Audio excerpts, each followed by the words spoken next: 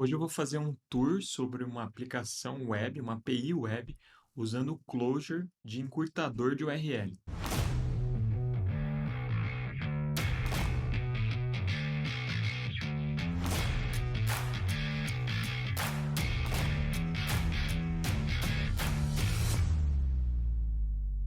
E aí, galera, beleza? Vocês sabem que eu estou dando um curso de programação funcional usando o Clojure lá na Universidade Federal de São Paulo, onde eu dou aula. Já fiz vários vídeos aqui sobre o assunto.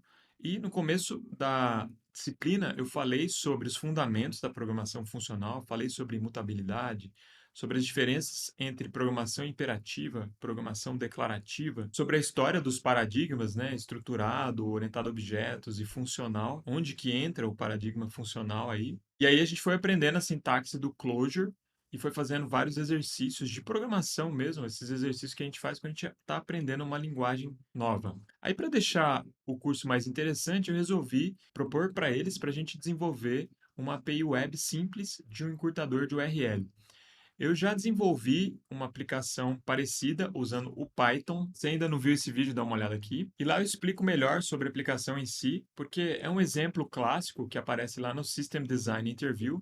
E eu usei a mesma solução para resolver o problema do hash que você cria para a URL longa. Basicamente, a gente pega um inteiro grande e transforma esse inteiro na base 62, ou seja, usando um número que tem símbolos que são letras minúsculas, letras maiúsculas e números também. Eu fiz essa aplicação lá no Replit e você vai ver como é simples fazer uma aplicação Clojure Web usando o Replit. Dá para subir tudo lá no Replit mesmo, você vai ver que massa. Então chega de conversa, show me the code. Então, minha aplicação está aqui no Replit. Aliás, recomendo muito o Replit, facilita muito para quando, por exemplo, você está ensinando programação, dá para fazer muita coisa usando o próprio Replit. Inclusive, a gente consegue rodar a aplicação aqui, ele vai abrir um servidor, vai ficar escutando, ele vai te dar uma URL para você testar a sua aplicação, a sua API web. Então, eu estou usando aqui no Clojure o Leiningen, tá? Então, recomendo o Leiningen, tá, pessoal, para fazer projeto usando o Clojure. Então, para iniciar uma aplicação, é só você colocar o line new app, colocar o nome da sua aplicação, que é isso aqui, ó, line new app, e dar um nome para sua aplicação. Foi isso que eu fiz aqui no Replit. Então, ele já cria toda uma estrutura aqui com o seu código, lugar onde vai o código, que é esse source, o lugar onde vai os testes, e tem o project.clj, que fica no root aqui do seu projeto. Esse cara é o nosso package.json ou requirements.txt lá do Python. Então, ele contém os pacotes que você usa, as dependências que você usa dentro da sua aplicação. No caso, a gente vai usar o Clojure em si, claro. A gente usa o servlet aqui do Java. O Ring é tipo o nosso Express aqui, ou Flask, etc. É a nossa biblioteca de aplicação web. Então aqui, se você for no Ring, no GitHub deles, ele fala isso, né? Clojure HTTP Server Abstraction, e fala que é baseado no WSGI do Python e no Rack do Ruby. O Ring é de fato para a gente ter uma aplicação, para criar uma aplicação web. Depois a gente tem outras coisas que a gente usa na aplicação web. O Montaja, por exemplo, é para ele fazer encoding, decoding, por exemplo, para JSON, do JSON para a aplicação, para alguma variável dentro da aplicação e assim por diante. Fazer o roteamento em si, a gente usa o write-it, não sei se pronuncia assim. Então, é interessante no Clojure que as coisas são tudo meio separadas, né? Ao passo que lá no Node a gente utilizaria o Express para tudo, por exemplo, no Clojure a gente tem uma coisa para cada funcionalidade dentro da aplicação web ali. E depois, uma dependência que eu pus aqui também é esse Carmine, porque eu estou usando o Redis para salvar a informação da URL curta e da URL longa, para fazer esse mapeamento entre URL curta e URL longa. Esse formato aqui é o próprio Leiningen que cria, então você não precisa pensar muito nisso daqui, é igual quando a gente cria uma aplicação Node, quando você dá lá o npm init, ele cria o seu package.json. Da mesma forma, o Leiningen, quando você dá o line new app, ele cria o seu project.clj com informações básicas da sua aplicação. Beleza, então aqui eu vou mostrar a aplicação em si, ela é super simples, tá, pessoal?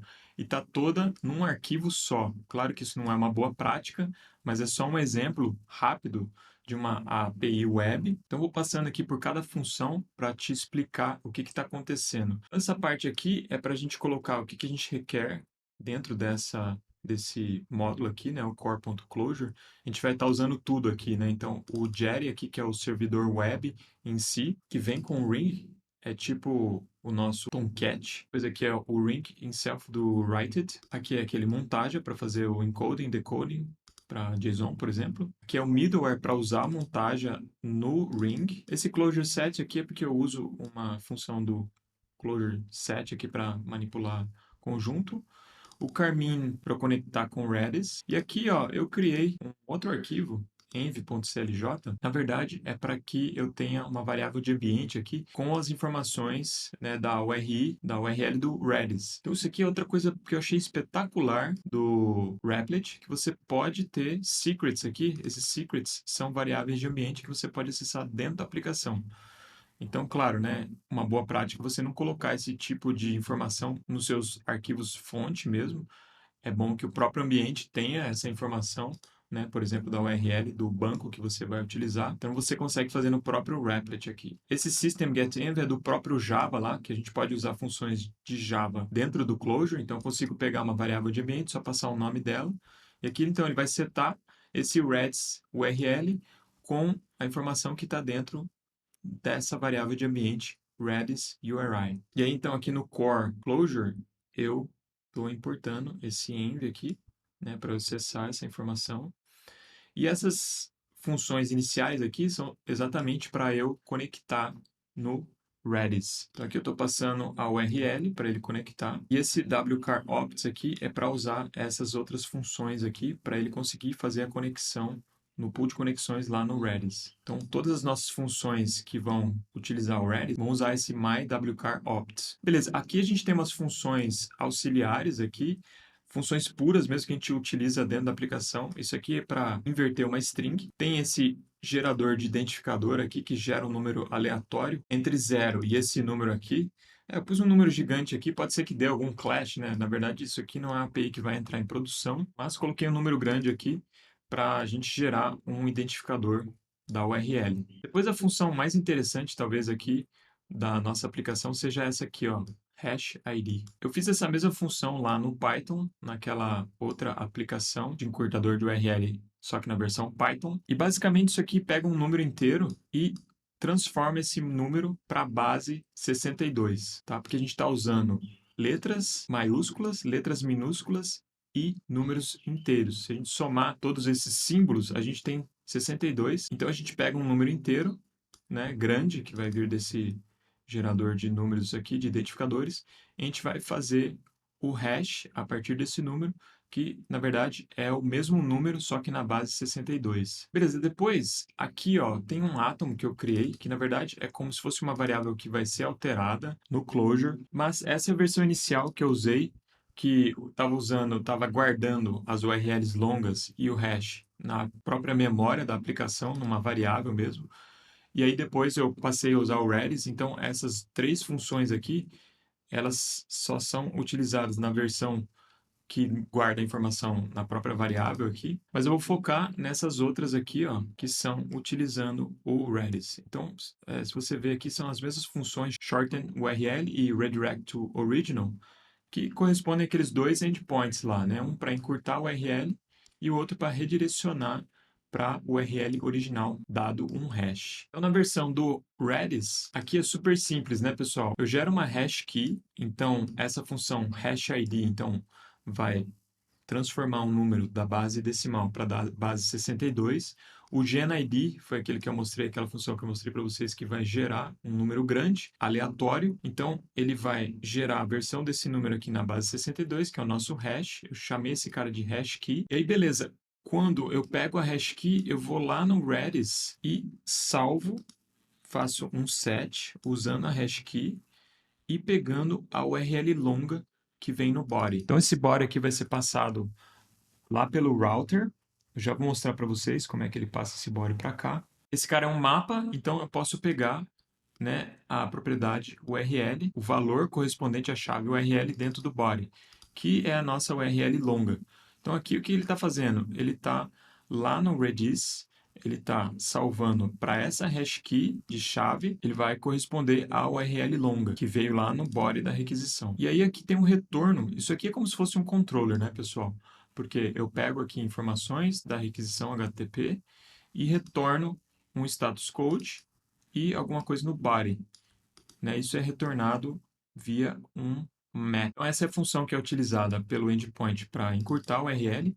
E essa função aqui, ó, redirect to original Redis, é usada pelo endpoint para redirecionar para o URL original.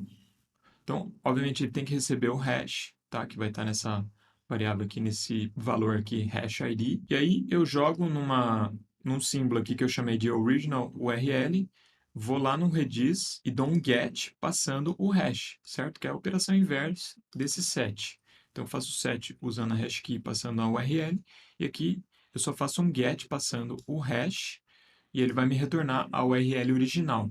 Então, eu pego e jogo essa URL original nesse símbolo aqui, original URL. E aqui é o retorno, então, da função, que é um mapa com status code 301, que vai fazer a redireção. E no header, na parte de location, eu coloco a URL original. Então, ele vai dizer para o browser fazer o redirecionamento permanente dessa URL que foi usada na requisição para a URL original. Beleza, então aqui embaixo eu tenho a aplicação em si, está chamando essas funções Ring Handler e Ring Router. Então, no router a gente vai definir quais são as rotas da nossa aplicação, quais são os endpoints. Então, aqui a gente pode colocar um barra e tudo que vem depois do barra, né? Então, no caso, eu tenho 3 endpoints. O shorten, então barra shorten, vai rotear para aquela função shorten URL Redis, que eu já mostrei para vocês. Então, isso aqui é um endpoint do tipo post, né? Aqui que a gente define qual que é o método HTTP desse endpoint. Então, quando vier uma requisição do tipo post para URL barra shorten, ele vai chamar essa função shorten URL Redis, que é como se fosse o nosso controller, né? E aí ele passa para essa função o body da requisição, por exemplo. Depois a gente tem o outro endpoint, que é para redirecionar.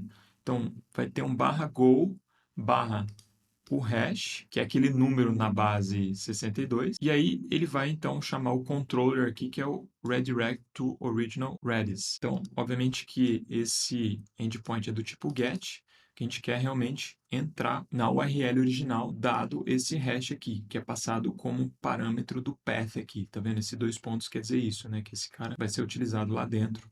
Então, aqui é que a gente acessou esse parâmetro hash ID a partir dos parâmetros do path. Então, aqui é que ele está usando os middlewares lá para fazer o encoding e decoding para JSON. E aqui é a inicialização do servidor. Então, aqui que ele sobe, né, o nosso Jetty aqui para ficar escutando na porta 3000. E o nosso main simplesmente chama o start. Então, agora eu vou rodar a aplicação aqui no próprio Replit. Então, é só a gente... Aqui o diretório é URL shortener. Então, aqui é só dar um line REPL, porque daí não só ele vai rodar, mas ele vai abrir um REPL dentro desse projeto. Ele puxa todas as bibliotecas necessárias para rodar a aplicação, estão definidas no Project Closure. Beleza, aqui ele inicializou o REPL, então basta eu chamar o main aqui, que ele vai subir o servidor e vai ficar escutando. Uma coisa muito massa também do Replit é que ele tem um WebView aqui e ele já abre a nossa aplicação aqui rodando e dá uma URL para ela. Então, isso aqui que ele mostrou, pessoal, é um endpoint que eu não falei, que é um endpoint simples aqui, né, do barra, ele simplesmente joga no body um URL shortener e retorna o status code 200.